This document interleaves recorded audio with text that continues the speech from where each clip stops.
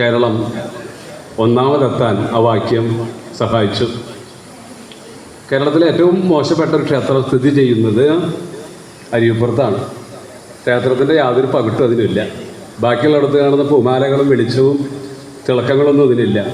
പക്ഷേ ആ ക്ഷേത്രത്തിൻ്റെ മുകളിൽ എഴുതി വെച്ചൊരു വാക്യമുണ്ട്: ജാതിഭേദം മതദ്വേഷം ഏതുമില്ലാതെ സർവരും സഹോദരത്തേന വാഴുന്ന മാതൃകാസ്ഥാനമാണിത്.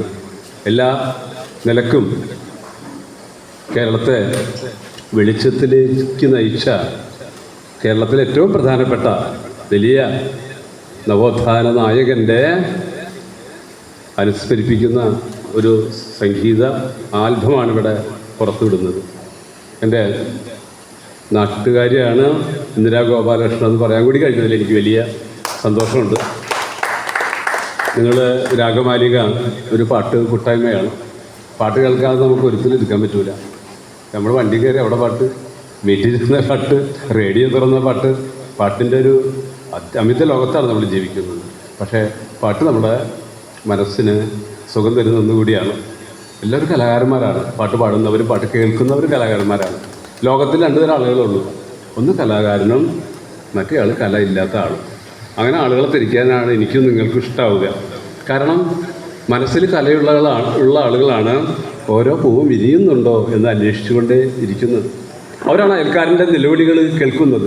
അവരാണ് വീട് കിടക്കുന്നവരെ കൈപിടിച്ച് ഉയർത്തുന്നത്. മനസ്സിൽ സർഗാത്മകത ഉള്ളത് കൊണ്ടാണ്. മനസ്സിൽ സർഗാത്മകത ഇല്ലാത്ത ഒരാളാണ് ഒരു തീവണ്ടി മറിച്ചിട്ട് എത്ര പേരെ കൊല്ലാം എന്ന് വിചാരിക്കുന്ന ഒരാൾ ഒരിക്കലും ഒരു കവിത കേട്ട് കോരി തരിച്ചിട്ടുണ്ടായിരിക്കില്ല. ഒരു നാടകം കേണ്ട ആൾ അമ്പരന്ന് പോയിട്ടുണ്ടായിരിക്കില്ല. ഒരു കൃതികളും അദ്ദേഹം വായിച്ചിട്ടുണ്ടായിരിക്കില്ല. അപ്പോൾ മനുഷ്യർ രണ്ടായി തിരിക്കുന്നത് പാട്ട് കേൾക്കുന്നവരും. ഞാൻ പറയട്ടെ, ഈ സീരിയൽ കണ്ട് കരയുന്ന അമ്മമാരുണ്ടല്ലോ, അവരൊക്കെ നല്ല മനസ്സിൽ കലയുള്ളത് കൊണ്ടാണ്, അതിൽ ലയിച്ചു പോവുകയും അത് സത്യമാണെന്ന് കരുതുകയും ചെയ്യുന്നത് കൊണ്ടാണ് അവർ, അല്ലേ?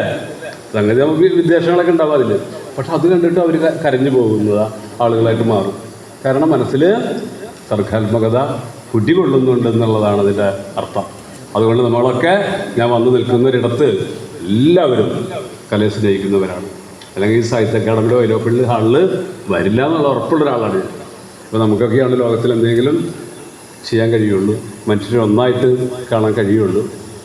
പണ്ട് ഒരു ഗുരുവിനോട് ശിഷ്യന്മാർ ചോദിച്ചു, ഗുരു, എപ്പോഴാണ് യാഥാർത്ഥ്യമായിട്ടുള്ള പ്രഭാതം ഉണ്ടാകുന്നത് എന്ന് ചോദിച്ചു. അതിൻ്റെ അർത്ഥം ശരിയായ വെളിച്ചം നമ്മുടെ തലയിൽ എപ്പോഴാണ് വീഴുന്നത് എന്ന് കൂടി അതിനൊരു അർത്ഥമുണ്ട്. ഗുരു എന്ന് പറഞ്ഞാൽ വെള്ളിത്താടിയും വെള്ളിത്തലമുടിയും ഉള്ള ഒരാളാണ്. അദ്ദേഹം ഇരിക്കുന്നത് ഒരു പീഠത്തിലാണ്. കുട്ടികൾ താഴെ ഇങ്ങനെ പായൽ നിരന്നിരിക്കുന്നുണ്ട്. ഇവർ കുട്ടിയുടെ സംശയമാണ്. ഗുരു ഒന്ന് പുഞ്ചിരിച്ചു. മറ്റൊരു കുട്ടി ചോദിച്ചു, ഗുരു, ആട്ടിക്കുട്ടികളെയും ചെന്നായ്ക്കളെയും തിരിച്ചറിയുമ്പോഴാണോ എന്ന് ചോദിച്ചു. ഒരു കുട്ടി ചോദിച്ചു, ആലിലകളെയും മാവിലകളെയും പേരാലിൻ്റെ ഇലകളെയും ദേവദാരു വൃക്ഷങ്ങളുടെ ഇലകളെയും ഒക്കെ നമുക്ക് തെളിഞ്ഞു കാണുന്ന ഒരു മുഹൂർത്തത്തെയാണോ എന്ന് ചോദിച്ചു. ഒരു കുട്ടി മലമുകളിലേക്ക് ചൂണ്ടിക്കാണിച്ചുകൊണ്ട് പറഞ്ഞ മലമുകളിൽ എന്തോന്നുണ്ടെന്നാണ് നമുക്ക് തിരിച്ചറിയുന്നില്ല.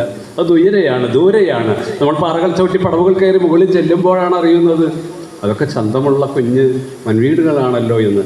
അങ്ങനെ നമ്മൾ ഉയരങ്ങൾ താണ്ടി കാണുന്ന സത്യങ്ങളെയാണോ, നമ്മൾ പാറകൾ ചവിട്ടി പടവുകൾ കയറിപ്പോയി കണ്ട് അന്വേഷിച്ച് ചെല്ലുന്ന ഇടങ്ങളെയാണോ